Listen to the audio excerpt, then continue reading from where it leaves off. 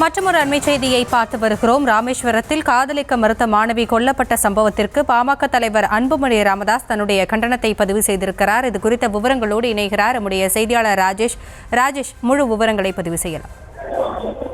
வணக்கம். ராமேஸ்வரத்திலே காதலிக்க மறுத்த +2 மாணவியை கத்தியால் குத்தி இளைஞர் ஒருவர் படுகொலை செய்திருக்கக்கூடிய சம்பவம் தமிழகம் முழுவதும் பெரும் அதிர்ச்சியை ஏற்படுத்தியிருக்கக்கூடிய நிலையில பாமக தலைவர் அன்புமணி ராமதாஸ் இது சம்பந்தமாக கண்டன அறிக்கை ஒன்றை வெளியிட்டிருக்கிறார். ராமநாதபுரம் மாவட்டம் ராமேஸ்வரத்தில் காதலிக்க மறுத்த 12ஆம் வகுப்பு மாணவி ஷாலினியை அதே பகுதியை சேர்ந்த முனியராஜ் என்ற மனித மிருகத்தால் கொடூரமான முறையில் கத்தியால் குத்தி படுகொலை செய்யப்பட்டிருக்கிறார். மாணவி ஷாலினியை இழந்து வாடக்கூடிய குடும்பத்தினருக்கு எனது ஆழ்ந்த அனுதாபங்களை தெரிவித்துக் கொள்கிறேன் என்று இந்த அறிக்கையிலே குறிப்பிட்டிருக்கிறார்.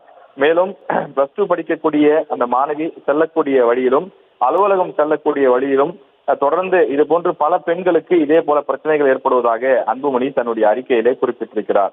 தினசரி தொடர்ந்து பல்வேறு இடங்களில் பாலியல் தீண்டல்களும் தொடர்ந்து காதல் தொல்லைகளும் தொடர்ந்து அதிகரித்து வருவதாகவும் பள்ளி மற்றும் அலுவலக நேரங்களில் பேருந்து நிறுத்தங்களிலும் பள்ளி மற்றும் அலுவலகம் அமைந்திருக்கக்கூடிய பகுதிகளிலும் காவல்துறை பாதுகாப்புக்கு ஏற்பாடு செய்ய வேண்டும் எனவும் பாட்டாளி மக்கள் கட்சி சார்பில் வலியுறுத்துவதாக அன்புமணி குறிப்பிட்டிருக்கிறார்.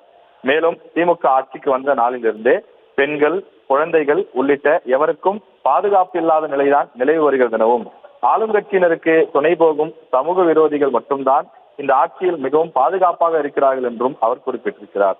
மேலும் திமுக ஆட்சிக்கு வந்த முதல் 3 ஆண்டுகளில் இதுவரை 217 குழந்தைகள் படுகொலைகள் செய்யப்பட்டிருக்கிறார்கள் எனவும் அவர்களில் 7 குழந்தைகள் பாலியல் வன்கொடுமை செய்யப்பட்டு படுகொலை செய்யப்பட்டிருக்கிறார்கள் எனவும் வேதனையோடு குறிப்பிடுவதாக தெரிவித்திருக்கின்றார். திமுக ஆட்சியில் குழந்தைகளுக்கு எதிரான குற்றங்கள் 60 விழுக்காடும் போக்சோ வழக்குகளுடைய எண்ணிக்கை 52 விழுக்காடும் அதிகரித்திருப்பதாக அன்புமணி தன்னுடைய அறிக்கையிலே குறிப்பிட்டிருக்கிறார். இதுதான் திமுகவினுடைய சாதனையா எனவும் அவர் கேள்வி எழுப்பியிருக்கிறார். மேலும் பாதிக்கப்பட்ட அதாவது படுகொலை செய்யப்பட்ட அந்த மாணவி ஷாலினியுடைய குடும்பத்திற்கு 25 லட்சம் ரூபாய் நிவாரண நிதியாக தமிழக அரசு வழங்க வேண்டும் எனவும் மேலும் எஞ்சியுள்ள காலங்களிலாவது பெண்களுக்கும் குழந்தைகளுக்கும் உரிய பாதுகாப்பை தமிழக அரசு ஏற்படுத்தி தர வேண்டும் எனவும் அன்புமணி வலியுறுத்தி கேட்டுக் கொண்டிருக்கிறார்.